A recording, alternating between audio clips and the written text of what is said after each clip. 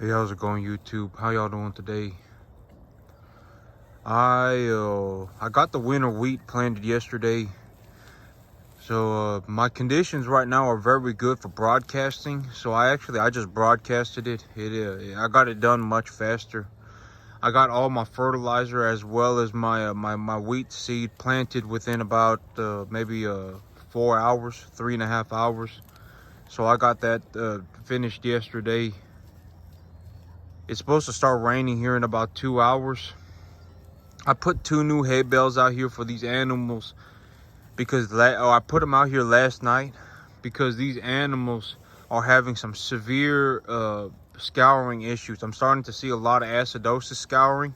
And actually, when I was out here looking at the animals, one of my animals, that animal right back there with their head on the hay bale right now, with her face on the hay bale right now, took a dump in front of me, and she is scouring real bad. It almost looked like well, she is scouring, and it's not real severe, but it is borderline severe. It's not like the worst scouring that I've ever seen, but I would say it's closer to it's enough of a scouring. She is having enough of a scouring for me to be concerned. So last night I didn't give them any corn, and I put them on just hay. And this morning I decided I'm not going to give them any corn again. I'm just going to put them on hay.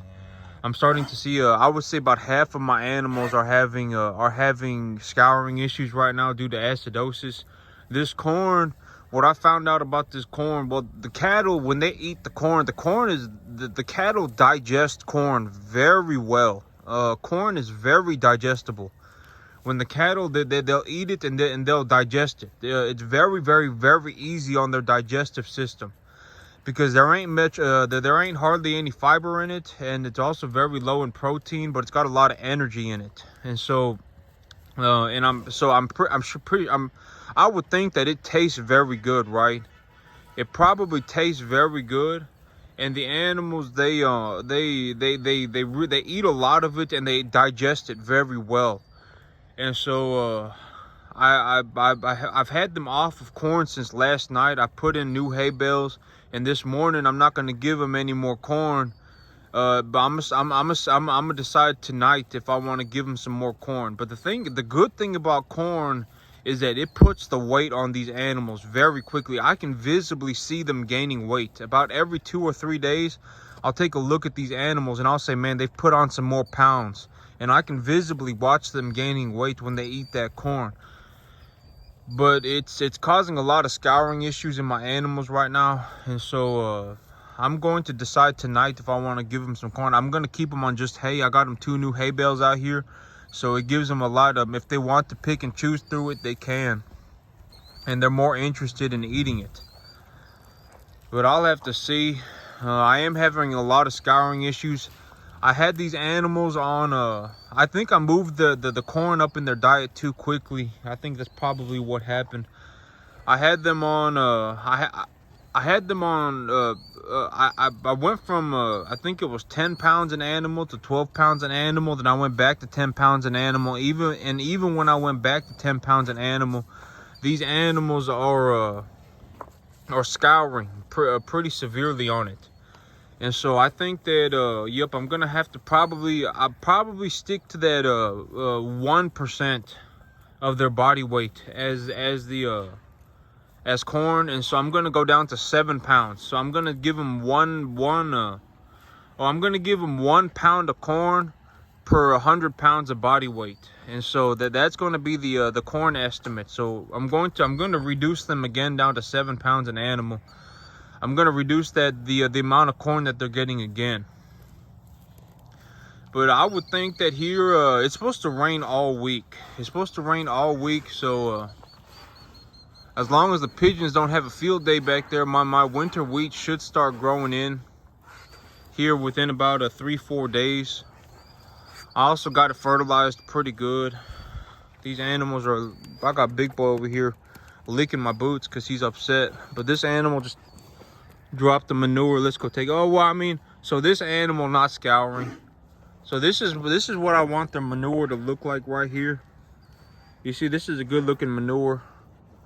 But the manure that happened this morning, if y'all want to go see it, it's got gas bubbles in it and everything. But I actually watched her poop, and it came out of her kind of like a missile. But it's over here somewhere. I don't know exactly where it went, but it was over here somewhere. Oh, here it is. Oh, excuse me, mamas. But here it is right here. This is what I don't want to see right here. This is borderline. This is a mild level of scouring. And so, and she also, I woke her up. I must have startled her or something, and she must have been chewing cud because she threw it up. And so she's obviously just not doing very well. Something going on, but that's her right there. She is chewing on the hay, and so I want them chewing on the hay. The hay will clear up their digestive problems. But I'm having a lot of scouring issues right now, and so yep. I guess that's just, it just is what it is. I'm not saying but people, I'm not saying that this is you can do whatever you want, but just know that the corn, this corn will make them scour. And here's another kind of liquidy manure. This is not what I want to see, so I don't know who dropped that, but I am seeing some signs of acidosis in my animals, and so I'm going to address that today. I started addressing it last night, but animal health is always number one. I know I say this all the time, and when I say things repeatedly, it's probably because they've held true for a long period of time, right? But animal health is always number one. The cost of feed and stuff like that is irrelevant. Because like an animal like this, right? A large frame, number one steer. An animal like this, if I put 1 pound of weight on them, I'm probably gonna get about 2 1/4. I'm probably gonna get $2.25 back, right? So if I put 1 pound, if I put 1 pound of gain on this animal, I make about $2.25. And so, when I look at, okay, so here is what happens with the, here is what's happening with my, to give people an understanding of how much money that I make in the cattle business. Here's what my budgeting looks like. If I were to try to spend all of the money, invest all of the money that I made in the cattle business this year just on cattle feed, I would have to buy, okay, so I still have about 20 animals that need to go to market, right? And so with just the money that I've made so far, so if I don't take any more animals to market, I would have to buy something like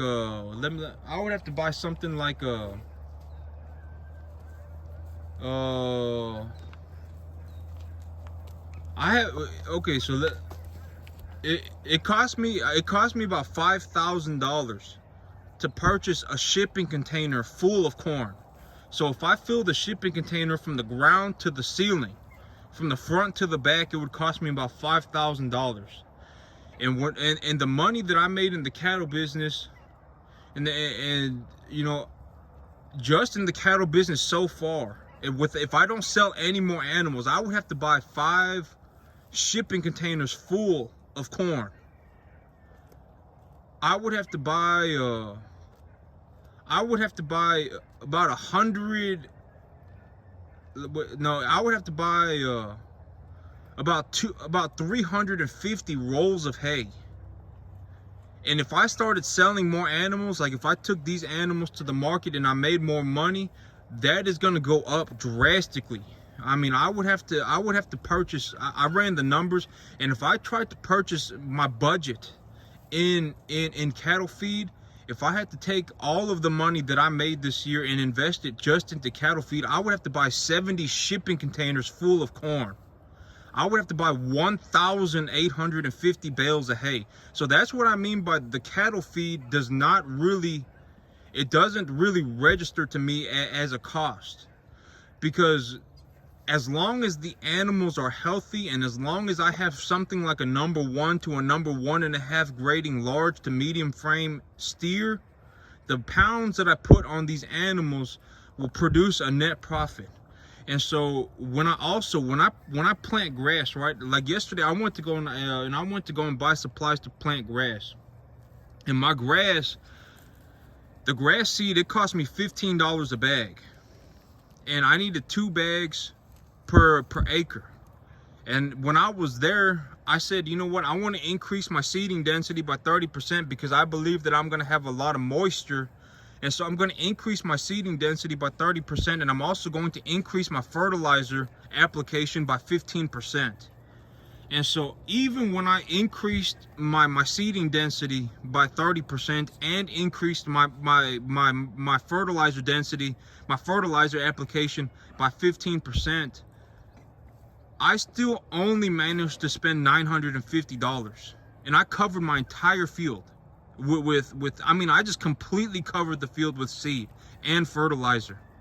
And but in the future, when I don't in the future, when I apply fertilizer and I run a budget on my fertilizer, to me to grow this entire field completely full of grass, it would cost me about $350 a month. And so, you know, at the end of the day, okay, and when I put that $350 a month on this field and I grow the grass, I can watch the cattle and I can increase my stocking density to get the grass to graze as much of the grass as possible. And so feed costs are almost negligible. I would rather be able to feed 500-pound cattle than have $350 in my bank account.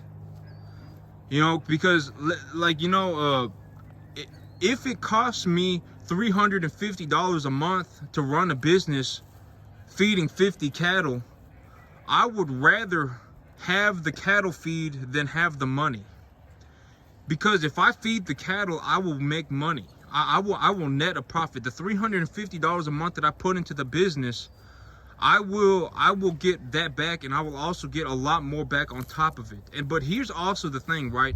Is that if I'm going to look to not pay income tax, legally not pay income tax, I have to invest my earnings. And if I look to invest the earnings that I make such a massive amount of money in the cattle business that if I were to try and invest all of the money that I make in the cattle business, it becomes like, you know, like by the end of the year, I have to invest something like $140,000. That's how much money I made here doing this. But I also have a W-2 where I make about $40,000 a year. So I make about $80,000 to $100,000 a year running cattle on 10 acres. But at a certain point, the money that I make, and this is not financial advice, okay? But, you know, like me, I have living costs, right? I need about $3,000 a month to pay for my truck, to pay for my mortgage, to pay for my insurance, and to pay for all of them. If I were going to live completely happily, just comfortably, I would need about $3,000 a month. And so I need to pull that money out of my business and out of my earnings to pay for my living expenses. And so, you know, the way that I personally think that, you know, like when I look at investing $140,000 a year, how I'm going to do it is I'm going to buy a truck. I'm going to buy an F-350, and I'm going to take a loan from Ford Motor Company to purchase that truck. And it's going to cost me about $350 a month. But for that $350 a month, I'll get about a $70,000 write-off on my taxes. I'll trade in my F-150 and buy an F-350, and then I'll make about I'll get about $70,000 worth of taxes benefits. And now I need to invest about $70,000 into cattle and into cattle grain, into cattle feed before the end of the year if I don't want to pay income tax. And so it puts me in a situation where, like, if I wanted to invest all of the capital that I earn, I would have to spend money at a drastic rate. I mean, you know, I don't pay income tax because as long as I invest properly, I do not pay income tax. And income tax is a huge expense. And so one of my biggest expenses in my life go out the window. I don't pay it anymore. Legally, I don't pay it anymore. But the trade-off is that I have to run cattle, and that's the hard part, because anybody at the end of the day can go to the bank and say, hey, give me a loan for 50 grand, and the bank will give it to you. The bank will give anybody that loan. They'll say, okay, give me $500 a month, and I'll give you the loan for 50 grand. Take the $50,000 loan and go and buy 60 cattle with it. But a lot of people, the big issue, the big problem comes in when they have to actually run the 60 cattle. Because running 60 cattle is very difficult. I mean, when I go to the sale barn, I look for mismanaged calves. I look for balling calves. I look for uncastrated calves. I look for calves that are thin. I look for calves that are, I look for calves that have problems. And if the calves need to be castrated, if the calves need to be weaned, if the calves need to be put on to feed, I see that as an opportunity. But a lot of people, when they go into that market, they'll lose all their money. I mean, practically all of these calves, when I brought them in, they were calves that I had to wean them. I had to put them on feed. I had to castrate all of them. I didn't have a single bull calf. I didn't have a single steer calf. All of my calves that got castrated, I castrated them myself. I gave them all of their vaccinations myself. I put them all on feed. And so, when I go to the sale barn and I look for animals, that's what I'm looking for. I'm looking for animals that I can make money on by working on them. And so, that's also the hardest thing to do in the cattle business. And so, I mean, it just is what it is, right? I mean, the money may be extreme, but the difficulty is also very extreme. Most people, if they went into the sale barn and tried to do what I do, they would lose their money so fast that it would seem like a Looney Tunes cartoon. I mean, they would be spinning in circles, and they would be just losing money all over the place. And so, it just is what it is. But a lot of these things that are extremely difficult, if nobody wants to do them, but it needs to get done, that's an opportunity to make a lot of money. Because at the end of the day, if nobody wants to do it, but it has to get done, somebody has to do it. And usually that somebody who does it gets paid very well. And that happened to be me. And, I just happened to go into the hardest segment of the cattle industry, and I did very well for myself. That's honestly the reason why I made so much money. And when I run cattle, not a lot of people can make $100,000 a year running cattle on 10 acres. It's very difficult. And so, because I always say the money is the easy part, right? I can go to the bank and they can give me the money. But it's harder to run 60 cattle a year than it is to pay the bank $500 a month. It's harder to run the cattle. Anybody can make $500 a month, but almost nobody can run 60 cattle. I mean, 60 cattle is very, very difficult.